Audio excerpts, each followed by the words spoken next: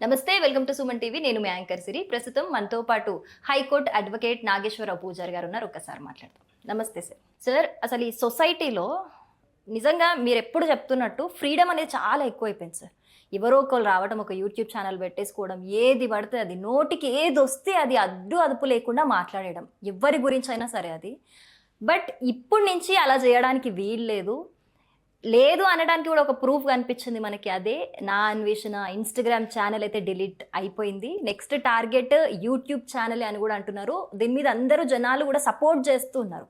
ఈ ఇన్సిడెంట్ నిజంగా సొసైటీలో మాట్లాడాలంటే మనకు కొన్ని లిమిటేషన్స్ ఉంటాయి అనేది అయితే ప్రూవ్ చేస్తుంది. దీని మీద మీ ఒపీనియన్ ఏంటంటారు సార్? భారతదేశంలో క్రైమ్ పెరగడానికి ఫస్ట్ పాయింట్, జనాలు నెగిటివ్గా థింక్ చేయడానికి, కల్చర్ చెడిపోవడానికి, వీటన్నిటికీ కారణం ప్రధానంగా యూట్యూబ్ ఛానల్సే, సోషల్ మీడియానే అని నేను ఖచ్చితంగా చెప్తాను. ఎందుకు అంటే ఏంటంటే, ఒక వ్యక్తి చెడ్డోడేండి అనుకో, ఆ ఊరి వరకే నష్టం అవుతుంది, లేదా ఆ ప్రాంతానికి నష్టం అవుతుంది. కానీ ఒక్క యూట్యూబ్ ఛానల్లో లేకపోతే ఒక సోషల్ మీడియా అకౌంట్ చెడ్డదైతే ఈ ప్రపంచం మొత్తం దరిద్రం అనుకుంటుంది. ఓకే, యూట్యూబ్ ఛానళ్ళు వాళ్ళు బతకడం కోసం, వాళ్ళ జీవనోపాధి పెంపొందించడం కోసమో లేకపోతే వ్యూస్ కోసమో, దేనికోసమో నెగిటివిటీని, బ్యాడ్ని విపరీతంగా ప్రొపగండా చేస్తారు. ఇక థంబ్నెయిల్స్ అయితే మనం చెప్పాల్సిన అవసరమే లేదు, మీకు అందరూ తెలిసిన సత్యమే. థంబ్నెయిల్స్ అయితే ఎంత ఘోరంగా పెడుతున్నారంటే, ఎంత చిన్నపిల్లలు లేకపోతే ఒక మధ్య వయసులో ఉన్న వాళ్ళు కంట్రోల్ చేసుకునే వాళ్ళు ఆ థంబ్నెయిల్స్ చదివేసి అదే ప్రపంచం అనుకొని బతికేస్తున్నారు. ఒక అదృష్టం ఏంటంటే, ఇవాళ ఒక సోషల్ మీడియా అకౌంట్ ఇన్స్టాగ్రామ్ అనేది డిలీట్ చేయడం ద్వారా ఇది మిగతా సోషల్ మీడియాలకు కానీ లేకపోతే మిగతా యూట్యూబ్ ఛానళ్ళకు కానీ ఒక హెచ్చరిక లాంటిదని చెప్పేసి అయితే 100% చెప్పచ్చు.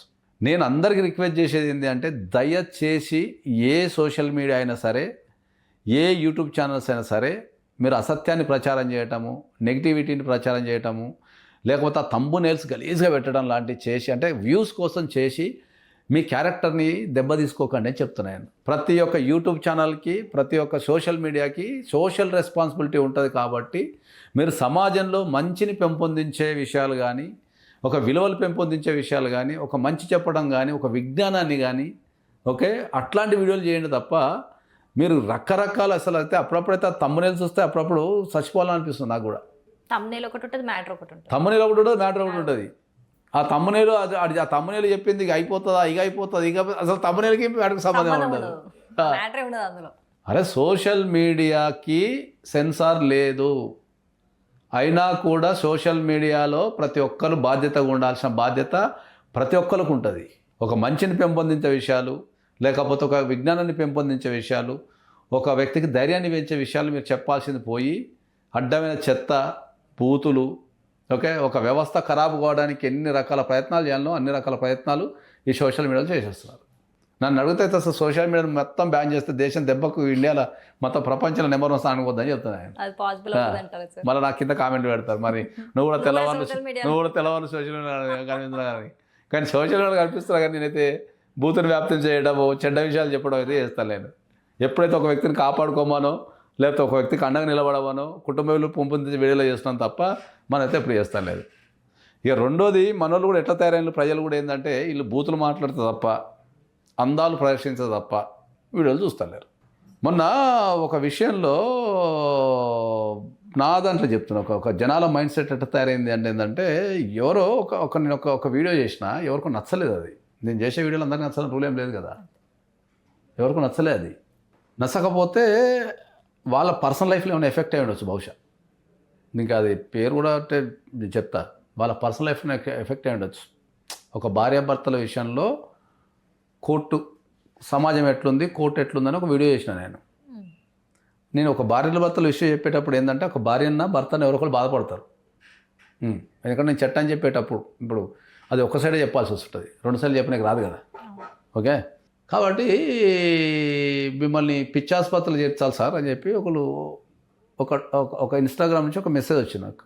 ఓకే, అందులో ఒక టాప్ మోస్ట్ ఒక అకౌంట్ నుంచి ఒక దగ్గర 1 మిలియన్ సబ్స్క్రైబర్స్ ఉన్నారు దానికి.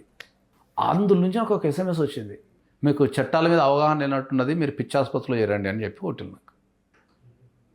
Serious, this is a serious, ఇది చాలా సీరియస్గా తీసుకోవాల్సిన విషయం ఇది. ఎవరు సార్ వాళ్ళు? ఇక మనం ఇప్పుడు ఇక చెప్పి వాళ్ళని ఇబ్బంది పెట్టడం ఎందుకు కానీ ఇది అవగాహన కోసం చెప్తున్నాను నేను. ఇప్పుడు భర్త ఆస్తిలో భార్యకు వాటా లేదు ఈ దేశంలో అని చెప్పిన నేను.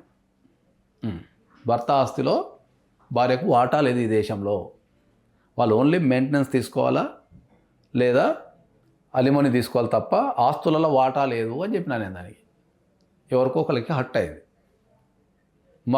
మాకు ఆస్తుల వాటా లేదంటావా అని చెప్పేసి వాళ్ళకి చట్టాల మీద అవగాహన లేనట్టుంది. ఏం చేసిండు, నేను పిచ్చి ఆసుపత్రి చేర్చాలని, నీకు చట్టాల మీద అవగాహన లేదు, నిన్ను పిచ్చి ఆసుపత్రి చేర్చాలని పెట్టిండు. వాళ్ళు ఒక అడ్వకేటా? అడ్వకేట్ కాదు, వన్ ఆఫ్ దట్ ఇన్ఫ్లుయెన్సర్, ఒక అమ్మాయి ఇన్ఫ్లుయెన్సర్. సో అడ్వకేట్కే తెలియదు, అవగాహన లేదు, వాళ్ళకి తెలుసు. ఒక ఇన్ఫ్లుయెన్సర్, ఒక అమ్మాయి దగ్గర 1 మిలియన్ పైన సబ్స్క్రైబర్స్ ఉన్నారు పేరు పెట్టి.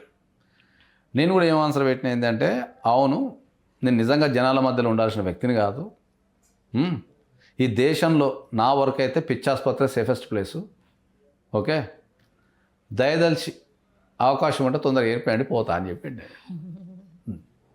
అంటే ఆడ ఆ ఇమ్మెచ్యూర్డ్తో ఏం మాట్లాడుతున్నా అంటే ఏంటంటే, నువ్వు చెప్పే మ్యాటరే నీ సబ్స్క్రైబర్స్, నువ్వు చెప్పే మ్యాటర్ నువ్వు ఎంత వేస్ట్ ఫెయిల్ చెప్తున్నది, నా సబ్స్క్రైబర్స్ నీ సబ్స్క్రైబర్స్ అంటే టాపిక్ ఇటు మార్చేసాను.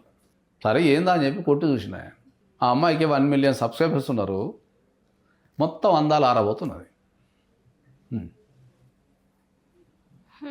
ఇక అందాలు ఆరబోతుంటే 1 మిలియన్ ఏమో సబ్స్క్రైబర్లో తప్పే ఉందో చెప్పు. నేను మెసేజ్ కొడదాం అనుకున్నా, అమ్మా నువ్వు ఆరబోస్తూ చూస్తున్నారు జనాలు, నువ్వు ఆరబోస్తే జనాలు చూసి నీకు 1 మిలియన్ అయ్యిండు, నేను ఆరబోస్తే ఎవరు చూడరు అని కొడదాం అనుకున్నా, కానీ గలీజ్ ఉంటుందని ఆపేసినాను. ఇక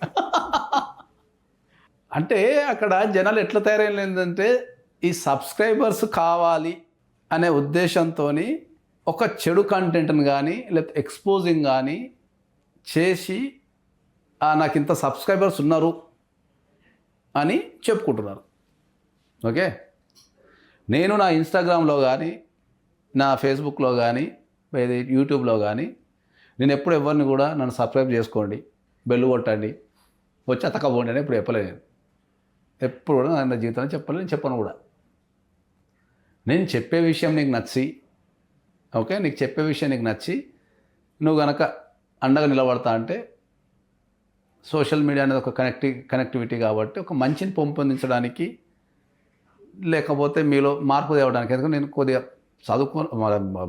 సమాజంలో ఒక పొజిషన్లో చెప్పగలిగే స్థితిలో ఉన్నా కాబట్టి మీ జీవితాలలో ఒక మంచిని పెంపొందించడానికి చేసే ప్రోగ్రామే తప్ప అందాలు ఆరబోసో లేకపోతే గలీజ్ టైటిల్ పెట్టో లేకపోతే బూతులు మాట్లాడో సమాజానికి వ్యతిరేకంగా మాట్లాడో దేవుళ్ళ మీద మాట్లాడో సబ్స్క్రైబ్స్ పెంచాలని అనుకోవడం లేదు. నాకు సబ్స్క్రైబ్స్ రాకపోని నాకేముంది.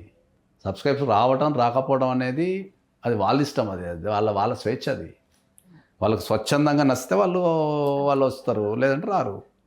కాబట్టి నేను ఏం చెప్తున్నా అంటే ఏంటంటే, సబ్స్క్రైబర్ల కోసము లేకపోతే సంపాదించడం కోసము, ఓకే, మనం ఇన్స్టాగ్రామ్లలో కానీ లేకపోతే ఇంకా మిగతా ఇతర సోషల్ మీడియాలో కానీ మనం ఆ నెగిటివ్ టైటిల్సో థంబ్నెయిల్సో ఇంకా ఎక్సో వైయో జెడో పెట్టి జనాలలో ఒక విషబీజాన్ని కానీ వాళ్ళలో ఒక చెడు ప్రవర్తన కానీ పెంపొందించే పనులు చేయకండి అంటున్నాను నేను. నా అన్వేషణ గురించి అయితే ఒక విషయాన్ని ఖచ్చితంగా చెప్పగలుగుతాను. 2 విషయాలు చెప్పగలుగుతాను. ప్రపంచం అంతా తిరగటం అనేది నాట్ ఏ ఈజీ టాస్క్. దానికి చాలా ధైర్యం కావాలా, ఓపిక ఉండాలా, డబ్బు కావాలా, రకరకాలుగా ఉండాలా. Okay, that's not easy task. అట్లాంటి ఒక వ్యక్తి సమాజంలో బూతులు మాట్లాడడం, సీరియస్, ఇష్టమైన పదాలు ఉపయోగించుకోవడం, రకరకాల పదాలు ఉపయోగించడం, సమాజంలో రకరకాల పదాలు ఉపయోగించడము, బూతులు మాట్లాడము, ఓకే, అదైతే చాలా తప్పని చెప్తాను నేను. నువ్వు అంతా సాధించినావు కదా, ఈ ప్రపంచాన్ని తిరిగేంత శక్తి వచ్చింది నీకు, నాలెడ్జ్ వచ్చింది, రకరకాల కల్చర్ చూస్తున్నావు, రకరకాల జీవితాలను చూస్తున్నావు, ప్రపంచం అంతా ట్రావెల్ చేస్తున్నావు, జీవితాన్ని ధైర్యం చేస్తూ రాత్రనక పగలనక త్యాగం చేస్తున్నావు కదా, ఇంత కష్టాన్ని ప్రజలకు ఒక పాజిటివ్నెస్లో ఇస్తే ఇంకెంత మంచిగా ఉంటుంది. ఒక పనికిరాని విషయాల మీద రకరకాల బూతులు మాట్లాడుతూ నువ్వు ఎంటర్టైన్మెంట్ చేయటం వల్ల నీ విలువ పడిపోతుందే. ఎప్పుడైనా ఆలోచించావా, నేను ఒక్క మాట మాట్లాడితే ప్రపంచవ్యాప్తంగా ఎంతమంది చూస్తారు అని?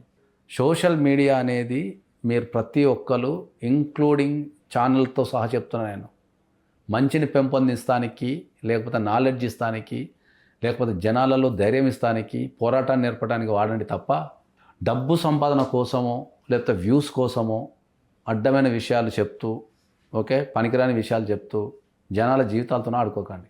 సోషల్ మీడియా అనేది డ్రగ్స్ కంటే డేంజర్. అడిక్షన్ డ్రగ్స్ కంటే డేంజరు. కాబట్టి ఆ డ్రగ్స్ కంటే డేంజర్ ఉన్న ఈ అడిక్షన్ని తగ్గించాలి అంటే మీరు ప్రతి ఒక్కరు బాధ్యతగా, సమాజం మీద బాధ్యతగా యూట్యూబ్ ఛానల్ నిర్వహించే వ్యక్తులు కావచ్చు, లేకపోతే ఇంకా సోషల్ మీడియా నిర్వహించే ఇన్ఫ్లుయెన్సర్ కావచ్చు, సమాజంలో ఒక మంచిని పెంపొందించండి తప్ప మీరు సమాజంలో మీరు అల్లకొల్లాలు సృష్టిస్తానికో లేకపోతే మీ పిచ్చిని జనాల మీద రుద్దడానికి మాత్రం ట్రై చేయకండి అని చెప్తాను.